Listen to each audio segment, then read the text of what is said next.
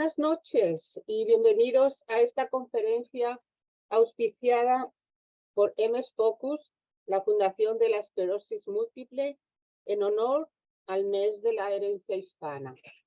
Mi nombre es Rosa Álvarez y soy la directora del Departamento de Contabilidad de la Fundación y hoy seré la presentadora de este seminario a través de la red de MS Focus. Nuestro conferenciante de esta noche es el doctor Ángel Chinea, que estará hablando sobre el tema tratamiento temprano para luchar contra la progresión. Después de la presentación del doctor Chinea, tendrán la oportunidad de hacer sus preguntas y comentarios. Y ahora tengo el gusto de presentarles a nuestro conferenciante, comenzando con algunos detalles de su biografía. El doctor Ángel Chinea comenzó en 1998 con un interés especial en estudios clínicos y en la investigación de esclerosis múltiple.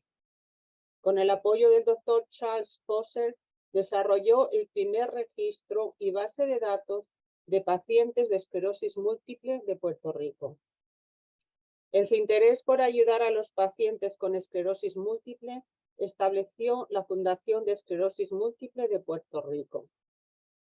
Actualmente es el director médico del San Juan MS Center, que es un centro multidisciplinario de esclerosis múltiple en San Juan, Puerto Rico.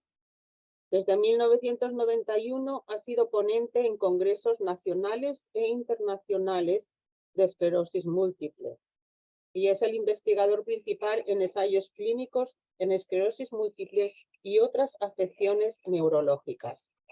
Ha participado en varias iniciativas para estudiar la epidemiología y las características clínicas de la esclerosis múltiple en poblaciones hispanas. Tiene varias publicaciones sobre la incidencia y prevalencia de MMS en Puerto Rico. Es miembro de la Alliance for Research in Hispanic MS, que la alianza trabaja en la epidemiología, genética y características clínicas de pacientes hispanos en Estados Unidos. Su membresía con la alianza le ha llevado a colaboraciones formales con varios colegas como el doctor Macaulay y el doctor Amezcua sobre la importancia de la ascendencia genética en los estudios de hispanos y poblaciones mixtas afectadas con esclerosis múltiple. Y ahora tenemos el placer de que el doctor Ángel Chinea se una a nosotros para presentar este tema. Bienvenido, doctor. Muchas gracias por estar con nosotros. Les cedo la palabra.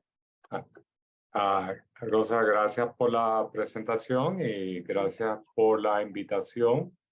Es un honor y un privilegio estar aquí compartiendo algunos de los trabajos que hemos hecho y educando, que yo creo que es lo más importante en los pacientes de esclerosis múltiple, es tener una educación que sea adecuada y que sea una información y educación que los ayude en este viaje de la esclerosis múltiple. Me dieron, ¿verdad?, la tarea de hablar sobre la importancia del tratamiento temprano para evitar la progresión, y es lo que vamos a estar mencionando. En esta presentación vemos aquí a la derecha, arriba, vemos lo que sería un tejido de un paciente con esclerosis múltiple, donde vemos que hay una inflamación, pero se hablaba anteriormente de que la enfermedad solamente era una desmelinización, un proceso inflamatorio autoinmune que era localizado. Ahora sabemos que es localizado, pero también puede ser difuso, y dependiendo del tiempo que ocurre esa inflamación en ese tejido, pues puede entonces producir destrucción de la fibra, con lo cual estaríamos creando, ¿verdad?, un daño o quizás en lo que es la discapacidad de la condición. Así que si hablamos de esclerosis múltiple, como lo estamos viendo, sabemos que hace muchos años se encontró que era de tipo autoinmune y que aparecía una relación genética, aunque no hay una genética directa, pero hay una susceptibilidad genética y que durante esos procesos desmielinizantes por esta inflamación localizada, focal y difusa, va a haber un enlentecimiento de la conducción nerviosa y al disminuir la conducción nerviosa es que van a aparecer los síntomas de acuerdo a dónde está localizada esa lesión, esa destrucción de ese tejido. Los puntos, ¿verdad?, que más o lugares donde en el sistema nervioso central ocurren estos daños es en los nervios ópticos, y ahí es cuando los pacientes hablan de que tienen pérdida de la visión y en lo que conocemos como neuritis óptica. Tenemos también daño alrededor en el cerebro, en lo que es la materia blanca, pero recientemente se ha descubierto que no solamente afecta esa área de materia blanca, sino que puede afectar áreas importantes como la corteza cerebral. Otros lugares puede ser en áreas del tronco encefálico, cerebelo, que es el que controla los movimientos, y en la médula espinal. Este es un ejemplo, ¿verdad?, de dónde estamos hablando, y esto sería la materia blanca. Esta es lo que vemos en la resonancia magnética, donde vemos unas lesiones. Muchas de ellas tienen forma redonda y se localizan centralmente. Aquí vemos lesiones que están en el cordón espinal, que son unas lesiones que van a dar más síntomas motores o síntomas de adormecimiento. Aquí hay que considerar, ¿verdad?, otras condiciones que producen también lesiones parecidas, y siempre que vamos a hacer el diagnóstico, uno de los criterios es haber descartado otras diferentes condiciones que pueden dar imágenes en la resonancia magnética parecida. Así que esto es bien importante porque vemos pacientes con problemas de hipertensión que pueden producir lesiones parecidas, pacientes con inclusive algo tan sencillo como pensamos migraña, pues hay pacientes que presentan lesiones como la que estamos viendo en esta imagen. Cuando hablamos de que es genéticamente susceptible, lo que se está evaluando, ¿verdad?, es que en la esclerosis múltiple estamos viendo un patrón genético en la población hispana mixta. Y aquí quise traer unos resultados de unos estudios genéticos que estamos haciendo en colaboración con la Universidad de Miami, Universidad de San Francisco, Universidad de California y Universidad de Puerto Rico. Y ven 3 colores. Y esto es lo que define la población hispana y cuál es la mezcla genética que tenemos. Y en este caso, por ejemplo, en Puerto Rico y en Miami, vemos que el color rojo representa los ancestros europeos, el color verde serían los ancestros asiáticos, o lo que podría ser los nativos, los indígenas, y el azul sería los pacientes de raza negra. Y como ven, en la distribución varía un poco, y sobre todo vemos que en la Universidad de Miami y Puerto Rico hay mayor distribución de ancestros europeos.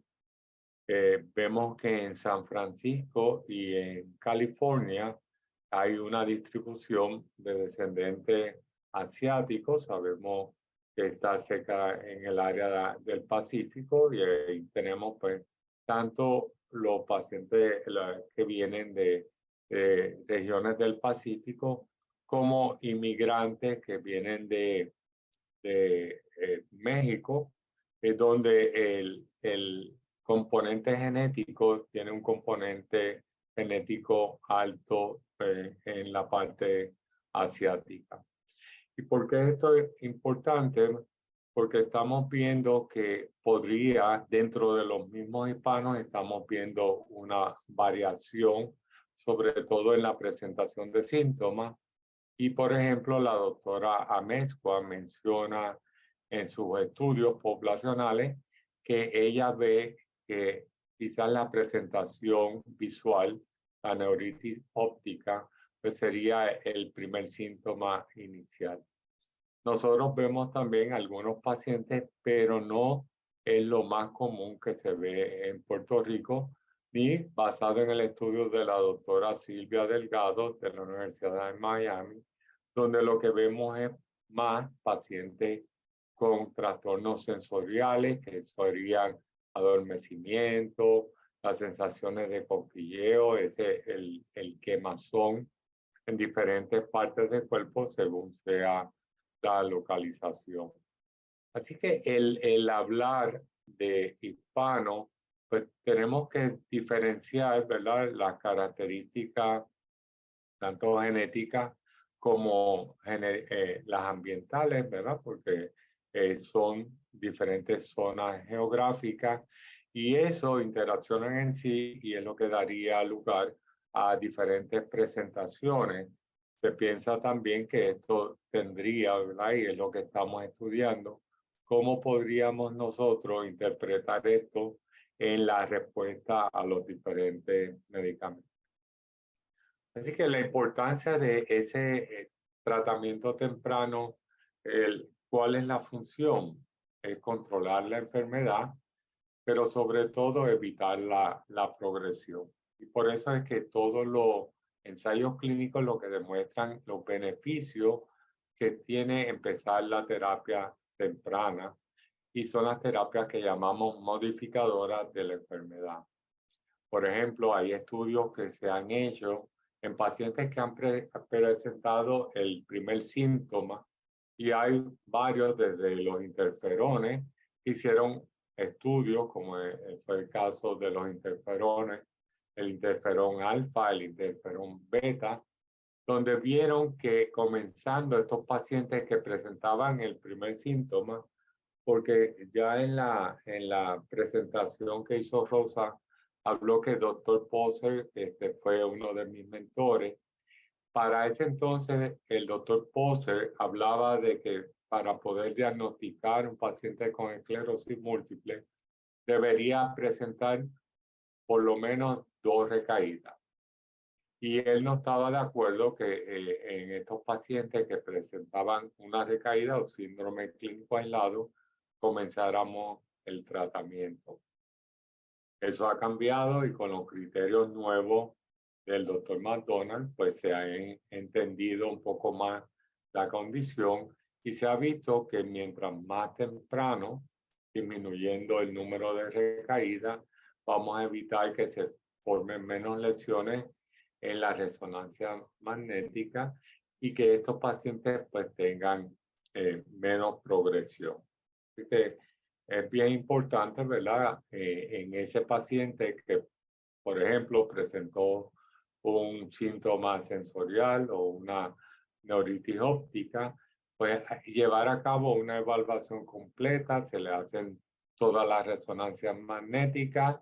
Ese paciente sí se le debe hacer la punción lumbar para poder entender un poco más a fondo lo que está pasando en estos pacientes y completar entonces los criterios que tenemos para comenzar temprano estos pacientes.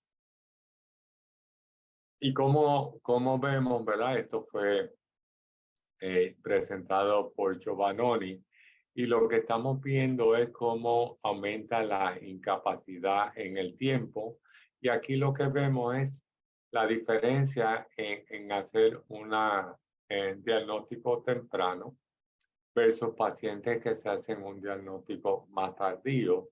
Cuando hacemos una intervención temprana del diagnóstico, vemos que hay una disminución en esa progresión en el tiempo y a medida que nos vamos retrasando en el diagnóstico, pues entonces vamos a ver que estos pacientes para el mismo tiempo podrían tener un grado mayor de incapacidad. Así que con esta laminilla hemos visto que en los pacientes de esclerosis múltiple debemos hacer una intervención de ese diagnóstico temprano. Hablando de presentaciones, ¿verdad? En el caso de un paciente, y muchos de los que están oyéndome, quizás han presentado el cuadro de una neuritis óptica, pérdida de visión, y estos pacientes acuden inmediatamente al oftalmólogo, el oftalmólogo evalúa y al evaluar se da cuenta de que esta neuritis óptica podría estar atada al comienzo de una esclerosis múltiple y se le envía hacer la resonancia magnética, ahí ven las lesiones, se le hace la punción lumbar y se puede llegar a un diagnóstico más temprano que un paciente que presente un síntoma sensorial. Por ejemplo, pacientes que han tenido adormecimiento a lo mejor de una pierna, van al médico y se confunden mucho con lo que es el nervio pinchado, el nervio ciático, en la mano con el síndrome Calpan. Y entonces tratamos de explicar, ¿verdad? Ese síntoma sensorial, a lo mejor por compresión de un nervio, cuando en realidad es una manifestación de lo que sería la esclerosis múltiple. Así que lo que estamos trabajando es en un diagnóstico más temprano. Y se están haciendo estudios donde estamos mirando, y Canadá es el pionero en esto, donde estamos viendo antes de que comiencen los síntomas típicos de la esclerosis múltiple, unos síntomas que llamamos premonitores, síntomas que nos pueden levantar banderas rojas de que este paciente podría en un futuro desarrollar la esclerosis múltiple. ¿Cómo lo hicieron? Ellos tienen el sistema de salud socializada y entonces miraron el número de visitas que había a salas de emergencia, a médicos primarios, y entonces establecieron una relación con los pacientes que habían sido diagnosticados posteriormente con el cuadro de esclerosis múltiple. Y entonces establecen, por ejemplo, estos pacientes que hablan de falta de concentración o los pacientes que tienen fatigas extremas, cansancio extremo, o pacientes que se le hace a lo mejor difícil coordinar movimientos motores, cosas, ¿verdad? Que a lo mejor se pueden achacar a que está trabajando mucho, está a lo mejor cansado, su trabajo es nocturno, está trabajando muchas horas, etcétera. Pues esto se vio que posiblemente eran los primeros síntomas que antes de comenzar, ¿verdad? El primer evento o primera recaída, pues estos pacientes tenían. Así que tenemos una fase de síntomas premonitores, que son los síntomas subclínicos de la enfermedad. Así que es importante, ¿verdad?, que saber que gran parte de esta respuesta inmune está asociada, ¿verdad?, con lo que ocurre en los periodos de la enfermedad o en las primeras etapas.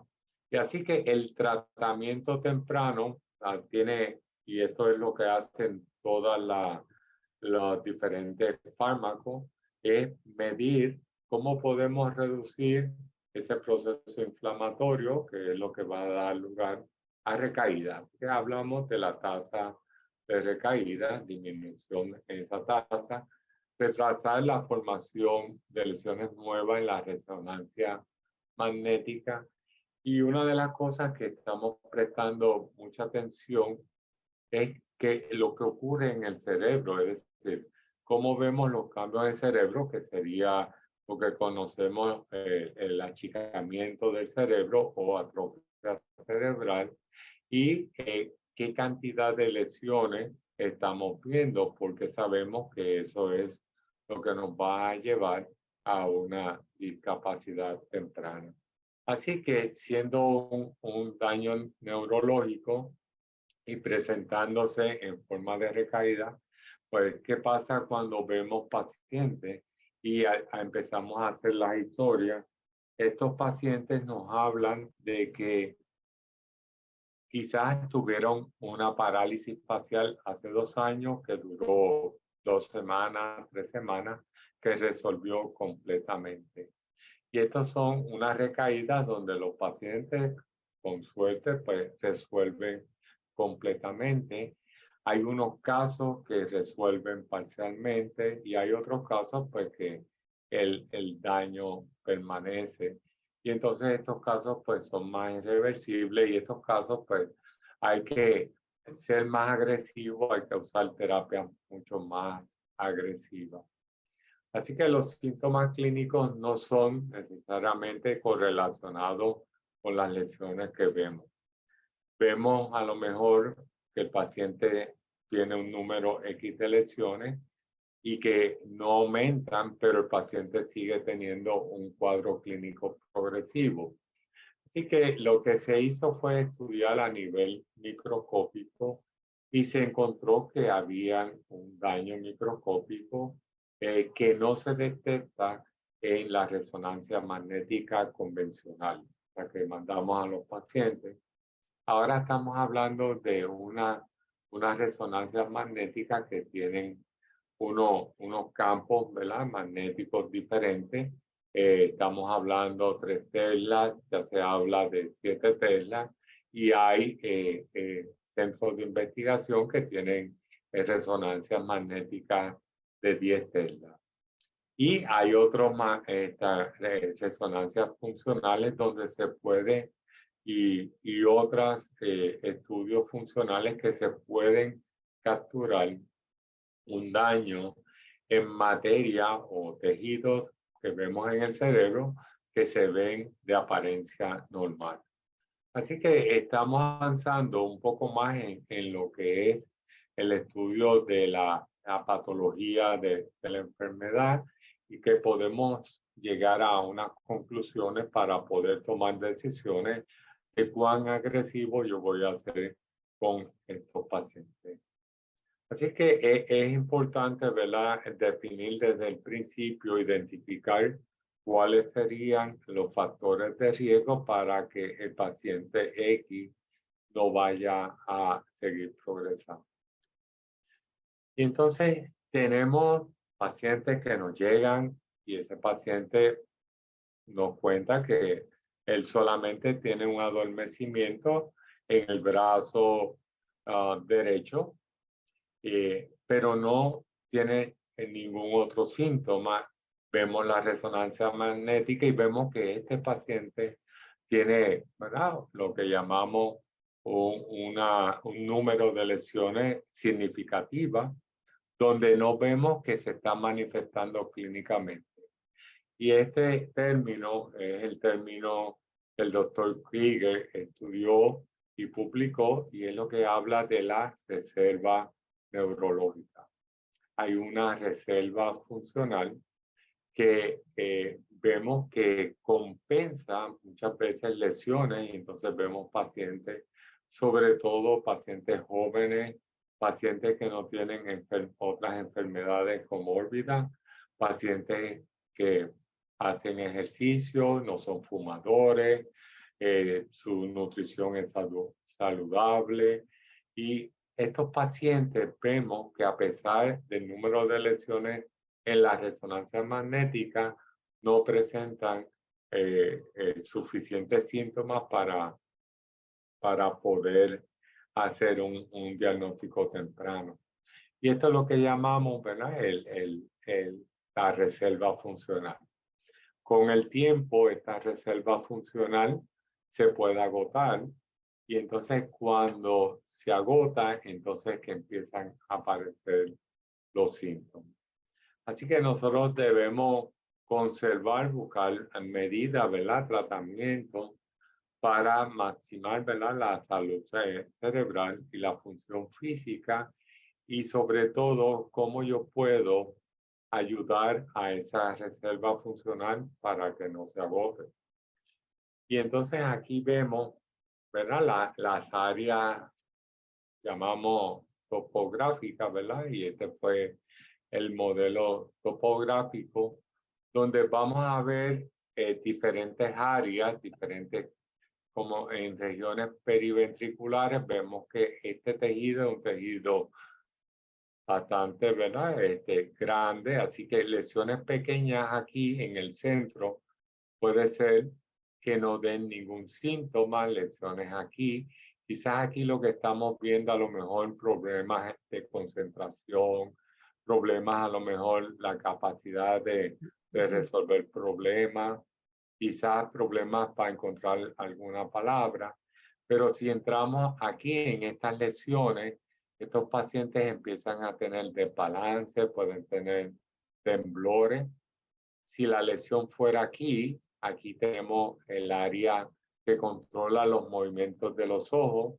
Y como este paciente que fue al Museo del Louvre en París, y su primer síntoma fue viendo la Mona Lisa. Y él andaba con la mujer y sus dos hijos, y lo que vio fue dos Mona Lisa. Así que tenía una visión doble, y esto pues cuando él lo cuenta lo hace en chiste, porque él dice, soy el único que he visto dos Mona Lisa. Pero ahí se da cuenta que algo le está pasando, regresa a la ciudad de Los Ángeles, de donde es origen, y ahí se hacen todos los estudios y se descubre que lo que tenía una esclerosis múltiple. Él viene a Puerto Rico para una segunda opinión y revisando todas las resonancias magnéticas vemos que la carga, el número de lesiones, no solamente en cerebro, sino tenía lesiones en cordón espinal que no se manifestaban clínicamente. Y esto es la definición de una reserva funcional. Ahora bien, una lesión aquí, que es un territorio pequeño, obviamente se va a manifestar rápidamente.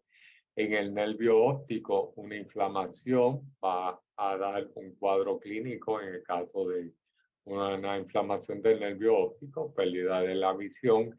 Y tenemos, ¿verdad? El tejido aquí, vemos que es pequeño, así que cualquier lesión en el cordón espinal es bien significativa y una de las cosas que evaluamos es la localización de las lesiones en esta área. Porque va a depender la reserva funcional, por ejemplo, en el área de cerebros va a haber mayor reserva funcional que en áreas como el nervio óptico o el cordón espinal o inclusive en el tallo cerebral. Así que esa reserva funcional, ¿cómo se manifiesta? Se va a manifestar como si fuera una piscina.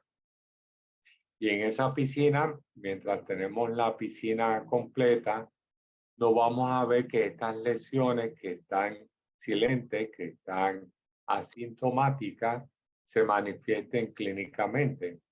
Pero una vez va perdiendo agua, en este caso sería la masa cerebral, entonces vemos que va a aflorar estas lesiones y estas lesiones serían lo que estamos catalogando como una recaída, pero en realidad ya este paciente viene con lesiones que son lesiones que no son asintomáticas, no tiene una manifestación. Así lo que hace el modelo topográfico es identificar a través de esta resonancia cómo está la reserva funcional. En el caso que mencioné del cerebro, ven aquí que aunque hay muchas lesiones, no es hasta que hay una pérdida de esa reserva, de la piscina tiene ese leak. Y al tener el leak, pues entonces va perdiendo líquido y entonces vemos. Y esta es la interpretación de lo que ocurre en el cerebro cuando estamos perdiendo la reserva funcional. Y eso clínicamente lo podemos medir a través de la evaluación de la discapacidad acumulada, haciendo un examen neurológico completo, y vemos que este paciente, pues lo vimos en este año, y al año siguiente vemos que empeoró el numerito de discapacidad, y luego fue empeorando en el tiempo. Que una de las cosas que queremos hacer con el tratamiento temprano es que no continúe la progresión de las medidas de discapacidad. Que la importancia, ¿verdad? Hay muchos estudios que se han hecho, y en la revista de neurología se publicó en septiembre del 23 sobre la importancia de iniciar tempranamente el tratamiento y su relación con el riesgo a largo plazo de la incapacidad en pacientes que tenían un primer evento, como habíamos mencionado al principio.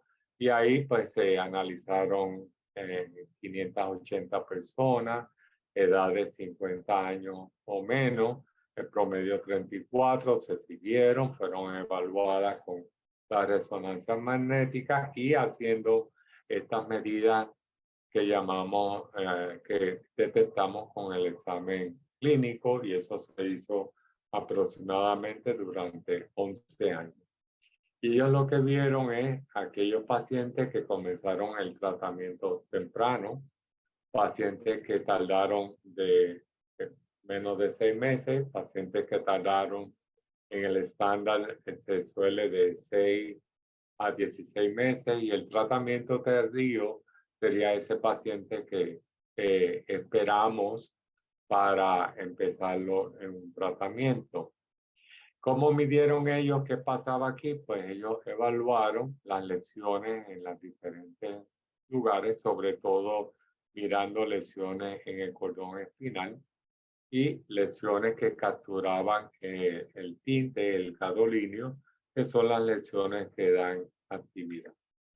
Y los resultados es que el tratamiento temprano disminuyó el riesgo, ¿verdad?, de alcanzar el numerito en esa escala de discapacidad de 3. Así que fue bien significativo en los pacientes que estaba tardío en el tratamiento, que vieron que había más enfermedad progresiva, secundaria progresiva, y la progresión de la enfermedad era más sostenida en los siguientes 12 meses. En el caso de los pacientes que se comenzó temprano, la discapacidad fue más baja. Así que lo importante es buscar, ¿verdad?, la manera de poder hacer ese diagnóstico y empezar, no esperar otro evento, otra recaída para hacer el diagnóstico, sino empezar con el primer evento y iniciar el tratamiento. Así que estamos viendo que esta progresión la podemos controlar si podemos hacer la detención temprana, el diagnóstico temprano. Y lo que queremos es que este paciente pues mantenga una discapacidad moderada o ninguna, y que pueda hacer la ambulación sin ayuda, y que podamos mejorar la función visual, la función cognitiva, que es bien importante. Así que esto sería, ¿verdad?, uno de los estudios que tenemos recientemente comprobando la importancia del tratamiento temprano. Así que hay dos maneras de empezar un tratamiento y una es de forma escalada. Empezamos con un tratamiento de menor impacto y si el paciente no responde, entonces le damos un tratamiento mucho más agresivo. ¿Y cómo podemos seleccionar?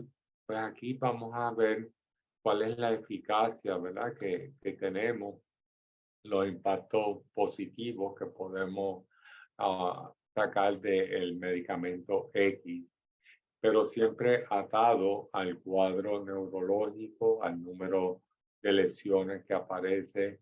Y eso es lo que nos va a medir cuán agresivo yo voy a querer ser. Tenemos medicamentos, ¿verdad? Que son infusiones y que se han hecho, ¿verdad? En ensayos clínicos y se han definido como terapias agresivas. Y que una de las cosas es qué paciente yo voy a usar una terapia más agresiva versus empezar escalando con una terapia menos agresiva y ir cambiando, ¿verdad? Dependiendo el cuadro de los pacientes. Así que hay muchas terapias que estamos hablando al momento de 22. En nuestro centro estamos trabajando con las nuevas terapias que son inhibidores de la tirosina quinasa o BTKI. Y esta terapia estamos viendo, ¿verdad? Que tienen una eficacia, sobre todo en estas pacientes que tienen la forma remitente recurrente y la secundaria progresiva. Así que ese paciente, ¿verdad? Va a estar en los próximos años.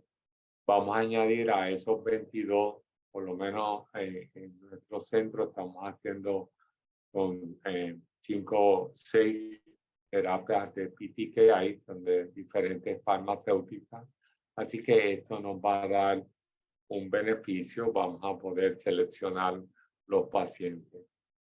Se está estudiando, ¿verdad? Yo sé que la gente habla de las células madre, pero estamos viendo que el estudio está en investigación. Todavía no hay una terapia que uno pueda definir que es efectiva en los casos de esclerosis múltiple. Pero el futuro podría ser que esto sería una de las terapias. Hay varios ensayos, pero no han llegado, ¿verdad? El FDA no ha encontrado, que es la agencia que aprueba esto. Hay muchos centros en diferentes países, ¿verdad? Que lo están haciendo de manera no controlada o no aprobada por la FDA.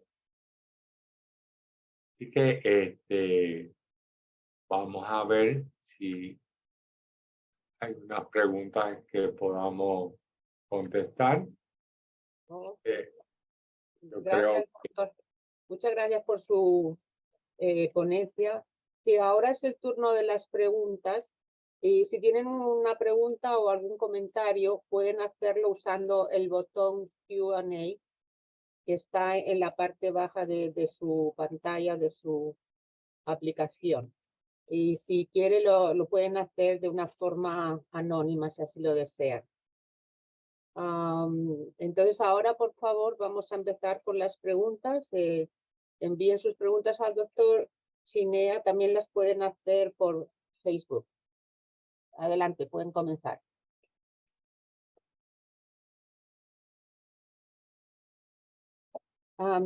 Mientras se preparan para hacer nuestras preguntas, disculpe, creo que hay una. Vamos a ver un momentito. Ok, la pregunta es ¿la enfermedad es hereditaria? Sí, mencioné que había una susceptibilidad hereditaria. Tenemos ¿verdad? Lo que son familias con esclerosis múltiple. En el caso, ¿verdad? De familiares míos, tengo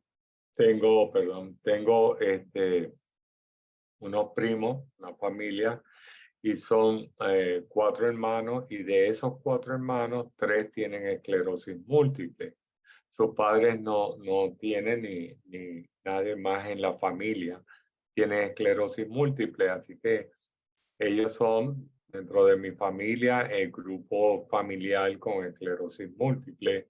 Y esto ocurre en otras condiciones autoinmunes, pero no hay un gen que sea autosómico dominante o recesivo como otras condiciones.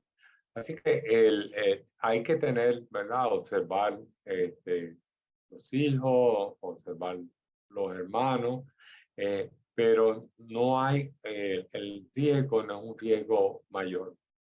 En los casos de gemelos idénticos, y en Puerto Rico solamente hemos identificado unos gemelos idénticos que ambos tienen esclerosis múltiple, se habla de un 25 a un 30% de riesgo, de probabilidad de esclerosis múltiple. Tengo también otro gemelo, y estos gemelos, uno tiene la enfermedad y el otro no la tiene, y son idénticos. Así que todavía no tenemos una relación genéticamente, ¿verdad?, directa. Pero estamos estudiando la genética a ver si encontramos un marcador de forma genética que podamos identificar. Así que si hay una susceptibilidad, no está genéticamente definida, no es autosómico, no es recesivo, pero se habla de múltiples factores genéticos, en donde está implicada también factores ambientales y factores sobre todo infecciosos, y ustedes yo creo que han oído de lo que es el herpes, sobre todo el herpes 6, han oído del Epstein-Barr virus, que salieron los artículos, pero no todos los pacientes que tuvieron mononucleosis han tenido esclerosis múltiple. Así que son factores, ¿verdad?, que se combinan en este paciente que tienen una susceptibilidad genética, y se hablan también de factores geográficos ambientales. Y otra pregunta, doctor, viene de Ernit. Nos dice, mi hijo tiene la progresiva, ¿cómo lo puede ayudar? Él es Irán es su nombre. Sí. Con la sí, progresiva, ¿cómo le puede ayudar? Sí, en los estudios, bueno, actualmente la única que está para primaria progresiva aprobada es el ocrelizumab, y los estudios demostraron que podía disminuir el progreso de la enfermedad y que mejoraba la ambulación de los pacientes, pero en los nuevos medicamentos de BTK inhibidores se están estudiando específicamente para las formas progresivas. Así que quizás en los próximos años, 2 años, vamos a tener más medicamentos que van a ayudar a las formas progresivas. Pero al presente, pues, lo que tenemos es un solo medicamento, y este medicamento se combina, ¿verdad?, con tratamientos para los síntomas. Muchas formas progresivas, pues, tenemos síntomas, por ejemplo, de parálisis o paraparesis de las extremidades inferiores, donde se asocia también una espasticidad. Pues hay síntomas para la espasticidad, y tenemos la toxina botulínica que también ayuda, y también tenemos la bomba de baclofen que también puede ayudar. La próxima pregunta viene de Josmar Rosa. Le manda saludos, doctor. La pregunta es, ¿de qué forma se puede evaluar y descubrir cuánto tiempo la persona lleva padeciendo de esclerosis múltiple? Sí, muy buena pregunta, Josmar. Estamos cuando hacemos la entrevista, nosotros tenemos una forma que se llama el progression line, donde queremos ver, ¿verdad? Donde el paciente se da cuenta de los síntomas, quizás la primera recaída, pero ahí también hacemos la pregunta, ok, estamos hablando de hoy, octubre 3 del 23, pero queremos saber anteriormente, ¿qué pasó si en el 22 hay algo que te recuerde adormecimiento o tuviste un vértigo asociado a lo mejor a una visión doble que fue transitorio o tuviste a lo mejor infecciones de orina recurrentes con incontinencia y esto mejoró? Hay varios síntomas, ¿verdad? Que nos pueden sugerir, pues mira, no es hoy, que no es el 23, sino tu primer síntoma fue el 21. Por eso esa primera entrevista enfocamos mucho en ese si ha habido síntomas anteriores donde se pasaron por alto porque, como sabemos, con una recaída el paciente puede recuperar completamente. Lo otro es viendo la resonancia magnética, donde vemos unas lesiones que son puntitos negros, lo llamamos agujeros negros o black hole. Ya nos está diciendo que ese paciente no es un paciente de la enfermedad reciente, sino ya ha habido procesos inflamatorios que han dejado una cicatriz. Ok, otra pregunta más viene de Francesca. También manda saludos, le pregunta, ¿una persona que no tenga lesiones cerebrales puede tener esclerosis múltiple si tiene lesiones en la médula espinal? Sí, sí, un paciente puede tener lesiones, ¿verdad? Y hemos tenido pacientes que en vez de comenzarles en el cerebro, han comenzado en el cordón espinal. Y estos pacientes los hemos seguido y hemos visto que a la larga pues, van a presentar lesiones a nivel del cerebral. Pero en ese caso habría que estar, ¿verdad?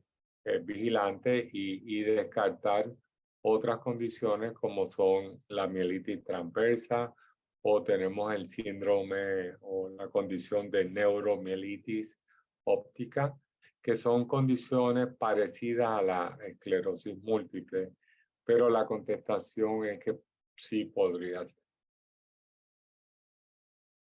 Ok, otra pregunta viene de Desire. Le pregunta, ¿cómo ayudo a la reserva funcional? Sí, excelente pregunta, porque en eso es lo que estamos trabajando. Es decir, todas las maneras de ayudar a la reserva funcional la podemos enumerar. Primero, la nutrición. Bien importante la nutrición. Segundo, es importante, ¿verdad? Si hay enfermedades comórbidas que sean tratadas adecuadamente y que puedan ser controladas. Estoy hablando de un paciente diabético o un paciente hipertenso o un paciente con enfermedad tiroidea. Es importante trabajar sobre esas condiciones y controlarlas. El ejercicio, hemos visto que estos pacientes con muchas lesiones en su cerebro que no presentaron un cuadro clínico, lo común del estudio que hemos hecho de nuestro registro, es que estos pacientes hacían ejercicio. Y estos tenían una rutina de ejercicio y se sabe que el ejercicio puede ayudar directamente a esa reserva funcional. Es importante también las vitaminas. La vitamina D sabemos que se ha relacionado muchísimo con los procesos inflamatorios y la progresión de la enfermedad. El sueño, sabemos que el sueño afecta directamente porque un cerebro que no descansa es un cerebro que no se limpia de la toxina que se produce y eso puede ir produciendo, ¿verdad? Daño a medida. El estrés, manejo del estrés, eso es importantísimo. Y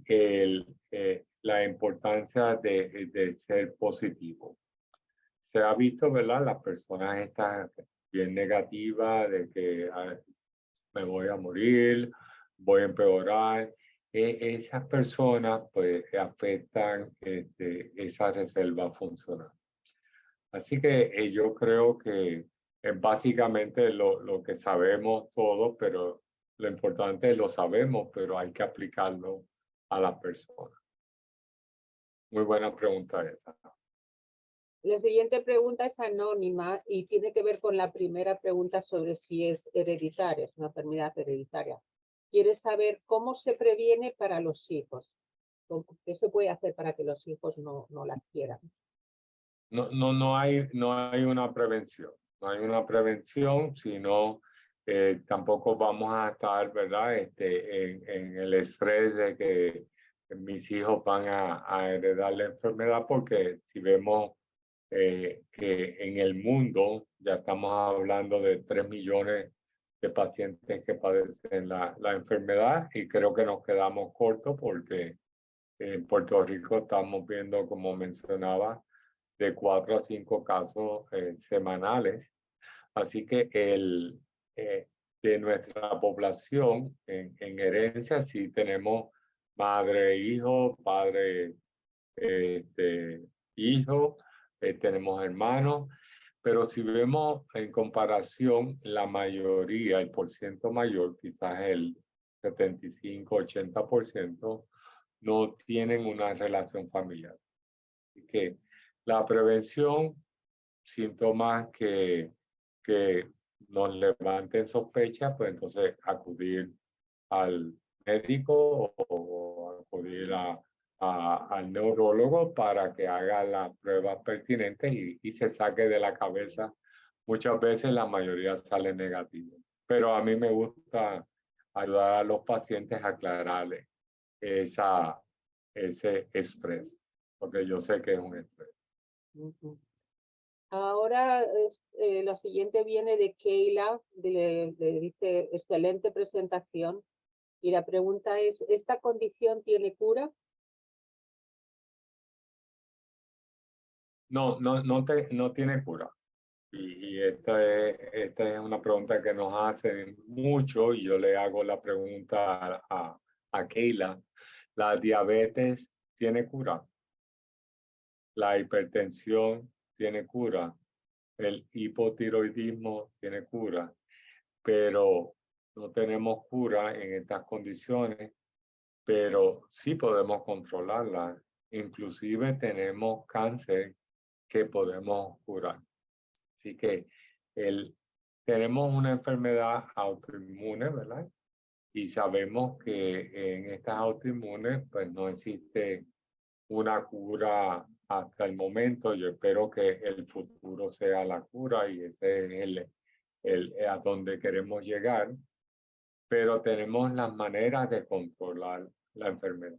Y eso es lo que estamos viendo. Estos pacientes que hemos diagnosticado hace 10 años y ahora están haciendo maratones, están jugando béisbol, están haciendo bodybuilders, y tienen una actividad normal. Lo importante es, ¿verdad? Ser compliant con los medicamentos. Ahora en el chat tenemos, dice, en mi último MRI no aparecen lesiones nuevas, pero siento las piernas cansadas todo el tiempo y estoy cansada siempre. La pregunta ¿es posible que con la condición, aunque no tengas lesiones nuevas, pase esto? Sí, esto es lo que hablamos. Y esto se habla a un término que se llama nuevo, se llama PIRA, P-I-R-A, que puede haber una progresión que va a ser independiente de la actividad de la enfermedad o de la recaída. A lo mejor todo está bien, pero el paciente sigue progresando. Y ahora mismo, pues, esto pues lo vemos como si fuera cuando hacemos un barbecue, que hay un fuego apagamos, ¿verdad? El barbecue, se apaga el fuego, pero se queda el carbón encendido, smoldering, y ese carbón encendido es el que hay que apagar, porque eso es lo que va a producir el PIRA, esa progresión independientemente de lo que estamos viendo en la recaída. Así que una buena evaluación nos ayudaría a poder detectar esa progresión y a poder tomar consideraciones, sobre todo terapéuticas. Muy buena pregunta.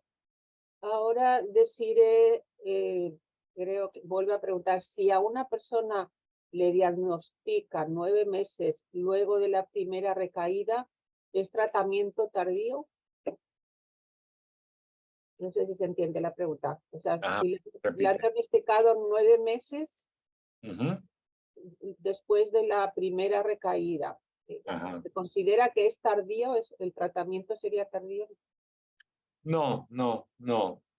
Realmente todo depende de la recaída y si la recaída resolvió completamente.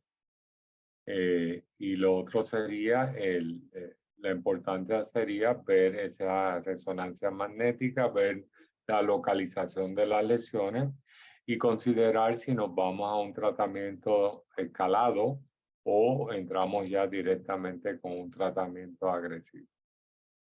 Pero no consideramos tardío.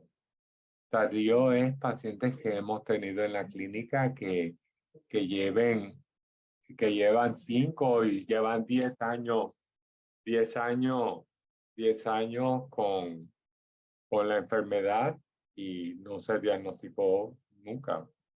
Entonces lo vemos a lo mejor en los 50, en los 60, haciendo un diagnóstico de esclerosis. Ahora, Josmar Rosa quiere saber, primero le da las gracias por compartir su conocimiento con nosotros. La pregunta sería, ¿la cantidad de lesiones observadas en el MRI tienen relación con el tiempo de padecimiento de esclerosis múltiple? Depende, sí, la contestación es sí. Y tenemos ahí varios marcadores y hablé de unos puntitos negros o black hole o agujeros negros que nos hablan de que esta condición es una condición que ya va en el tiempo, ¿verdad? No es una condición que estamos mirándola ahí, sino que para que se forme el agujerito, esa inflamación ya estuvo.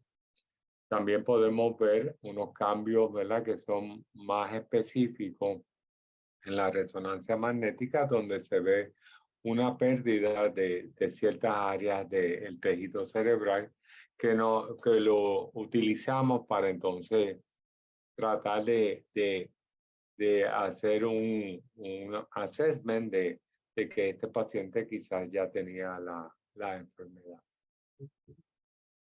Ferro pregunta, ¿las lesiones desaparecen? Y si desaparecen, ¿por qué razón? Sí, hay lesiones que pueden desaparecer, ¿verdad? Pensábamos que las lesiones no tenían remelinización, pero ahora estamos viendo con las nuevas terapias que hay lesiones que vemos, ¿verdad? El tamaño de la lesión. Empezamos la terapia y al año y medio, 2 años, vemos que esa lesión ha disminuido el tamaño considerablemente y tenemos varios casos en la clínica donde hemos hecho case report, reporte de casos, donde vemos que han lesiones que no tanto desaparecer, aunque tenemos casos, ¿verdad?, que las lesiones han desaparecido. Y aquí estamos hablando quizás de esa reserva funcional que ha ayudado a que esa reserva funcional compense a que esa célula que produce la mielina en ese proceso inflamatorio se haya mantenido viva y que pueda remielinizar. Toma tiempo porque el crecimiento de esta mielina es bien lento. pero sí hemos visto y muchas veces nuestros radiólogos hablan de interval resolution, una resolución de lesiones y sí se ha visto. Ahora Buena de pregunta, Facebook, Teresita. de Facebook, Sonia pregunta, ¿puede una persona con esclerosis múltiple avanzar en la enfermedad sin tener en la resonancia más puntos en el cerebro? Sí, sí, sí, porque puede ser que estemos en lo que estamos hablando de PIRA y entonces no estamos viendo totalmente el daño con las resonancias convencionales y entonces ahí se ha visto, ¿verdad? Se están haciendo estudios con otros magnetos, con otros aparatos más funcionales que marcan entonces lesiones en áreas que aparentemente se ven normal en la resonancia convencional. Mientras vemos si viene alguna pregunta más, quería preguntarle, doctor, antes de que comenzáramos en vivo, usted me estaba comentando de algo que me impresionó, que es que ¿cuál es el paciente más joven que ve? O sea, que ahora mismo se están diagnosticando pacientes mucho más jóvenes que lo que se te entendía antes, ¿no es así? Sí, Rosa, y gracias por la pregunta porque yo creo que la audiencia debe saber que muchas veces pensamos que la enfermedad empieza en la adolescencia, luego de los 18 años. El paciente más joven que hemos visto diagnosticado en el hospital pediátrico es un paciente de 9 años de edad, ya tiene 16 años y está a 17, está estable. Recientemente estoy ahora mismo con un caso de un niño de 12 años de edad diagnosticado de esclerosis múltiple. Y cuando hicimos en el registro que preguntamos cuándo fue el primer síntoma, cuándo usted cree que empezaron el síntoma, teníamos un 32% de los pacientes contestaron antes de los 18 años. Es decir, que existe la esclerosis múltiple pediátrica y se llama POMS, y es el Pediatric Onset Multiple Sclerosis, y la doctora Chitnis es la que dirige el network pediátrico donde todos estos niños que desarrollan la esclerosis múltiple están bajo un network. Recordamos que lamentablemente solamente una farmacéutica se atrevió a hacer el estudio para poder lograr la aprobación del FDA para pacientes menores de 18 años y esto fue el fingolimod.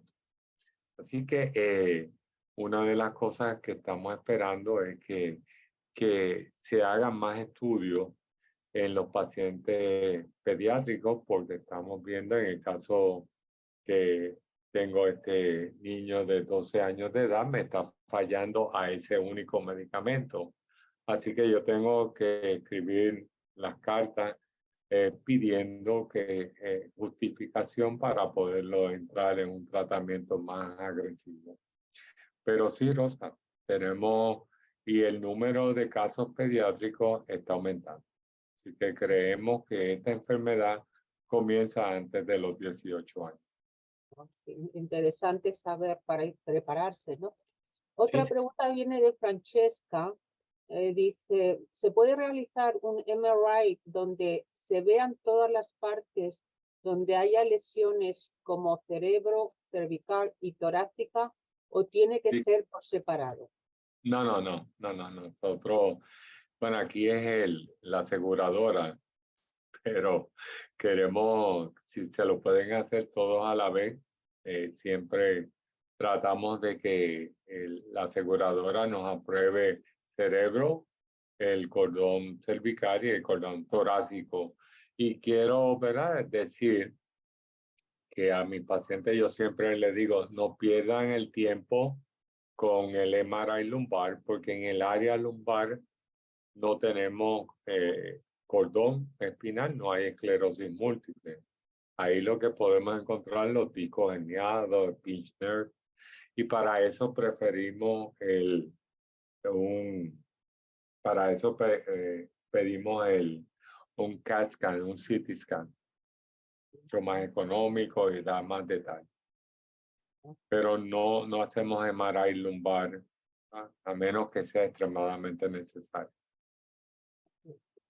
Otra pregunta es, ¿una persona con esclerosis múltiple que está en tratamiento, con el pasar de los años, siempre va a tener algún tipo de incapacidad? No, ¿A pesar de estar en tratamiento? bueno, no necesariamente. Todo depende de cuándo se comenzó el tratamiento. Porque si el tratamiento se presentó muy tarde, muy tardío, por un diagnóstico tardío, pues sí puede haber una incapacidad, ¿verdad?, que sea permanente. Así que yo creo que lo que estamos trabajando y tratando de esta presentación es poder demostrar que existen, ¿verdad?, una manera de controlar ese progreso si logramos hacer un diagnóstico temprano. Y ya para terminar, doctor, quisiera preguntar, ¿cómo ve el futuro de la esclerosis múltiple tanto en un diagnóstico temprano como en el tratamiento? Sí, gracias por la pregunta. Yo creo que para finalizar esta es la pregunta. En el diagnóstico, ¿verdad?, aparte de los estudios de resonancia magnética, estamos trabajando, y esto lo estamos realizando con la Universidad de Miami, va a ser estudios de marcadores que son marcadores que se puedan hacer en la sangre. Queríamos hacerlo por el líquido espinal, haciendo la punción lumbar, pero realmente pues era muy difícil que un paciente que se ha realizado una punción lumbar se lo vuelva a realizar.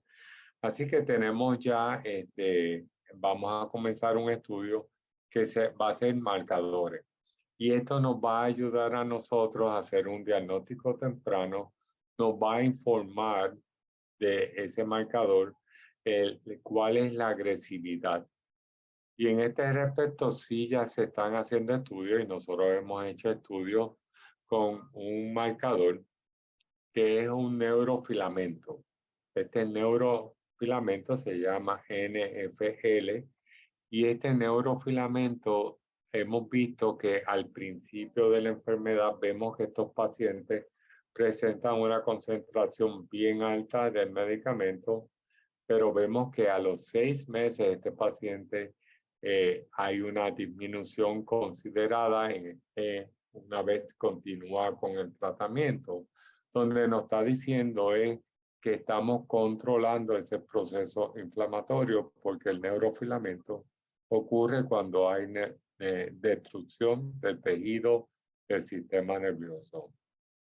Obviamente estamos trabajando también con marcadores genéticos a ver si podemos identificar personas, ¿verdad?, que podrían estar a riesgo de padecer la enfermedad. En cuanto a la resonancia magnética, hablé de resonadores de mucha más eficacia y estudios funcionales que nos van a ayudar a hacer un diagnóstico temprano, al igual que nos van a ayudar a entender mucho mejor el grado de enfermedad que tiene el paciente. Y no quiero dejar, ¿verdad?, por alto que mencioné la punción lumbar y tenemos con la punción lumbar ya marcadores como las bandas oligoclonales y hay otros marcadores identificados que nos van a ayudar a determinar diagnóstico y pronóstico en los pacientes. En el tratamiento, pues mencioné ya el futuro de los tratamientos. Tenemos las nuevas terapias, los BTK inhibidores, y tenemos ya otros medicamentos que están mirando la remielinización. Así que aparte de que se sigue estudiando las células madre, pero se están viendo moléculas que podrían ayudar a la remielinización. Y por último, ¿verdad? Todo lo que estamos unidos es buscando cuál sería la cura de la enfermedad, y yo entiendo que si se han encontrado, ¿verdad?, tratamientos que puedan curar, yo creo en el futuro vamos a tener, con todo el avance tecnológico, vamos a lograr conseguir esa cura para los pacientes de esclerosis múltiple. Muchas gracias, doctor. Esta era la última pregunta, pero nos ha aparecido una más. No sé si puede darnos Sí, un minuto más y sí, hacerlo lo más breve posible. Ya esta sí es la última. Nos pregunta Catherine, ¿cuándo se estabiliza la vista con esta condición de esclerosis? todo va a depender de cuál fue el daño, si fue en el nervio óptico o si fue en áreas más centrales, como se llaman el tallo cerebral. Y entonces ahí, pues, si el daño en el nervio óptico, ¿verdad?, afectó mucha fibra, pues entonces vamos a tener lo que es un daño a lo mejor residual permanente. Y si fuera en el caso de que es central, vamos a tener problemas a lo mejor con visión doble, vamos a tener nistagmos. Y hemos visto pacientes que con el tiempo pueden mejorar. Yo tengo pacientes que tenía una exotropia marcada y luego de 2 años, en la última visita, ya el paciente había mejorado considerablemente. Así que esperemos que no sea muy severo el daño y que con el tiempo pueda mejorar. Bueno, y ya con esto, ya sí llegamos al final de nuestro tiempo por hoy. Si se han perdido alguna parte de esta conferencia, les informo que ha sido grabada y que estará disponible por medio de MS Focus, Facebook y de los canales de YouTube. Contesten a su email de registración para obtener la información de cómo acceder a las grabaciones o regístrense a nuestra hoja informativa o newsletter para informarse acerca de los próximos eventos. Nuestra próxima conferencia será el martes 10 de octubre a las 4:30 de la tarde, hora del este, con el doctor Ben Thrower, que responderá a todas sus preguntas. Esta conferencia será solo en inglés. Según dejan la conferencia de hoy, aparecerá en la pantalla una encuesta. Les pedimos que por favor se tomen un momento para darnos su opinión de este programa y sus sugerencias para próximos temas. De esta manera les podremos proveer con los mejores programas posibles.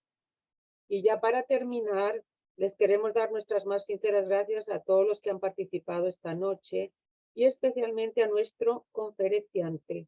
Muchísimas gracias, doctor Ángel Chinea, por el tiempo que ha pasado por nosotros y el tiempo extendido. Nos hemos extendido un poquito porque ha habido muchas preguntas muy interesantes. Y gracias por toda esta información que nos ha compartido, que seguramente ha sido muy valiosa para todos los que han estado esta noche con nosotros. De nuevo, muy buenas noches a todos y será hasta la próxima. Muchas gracias. Muchas gracias a ustedes. Gracias. Gracias, doctor. De nuevo.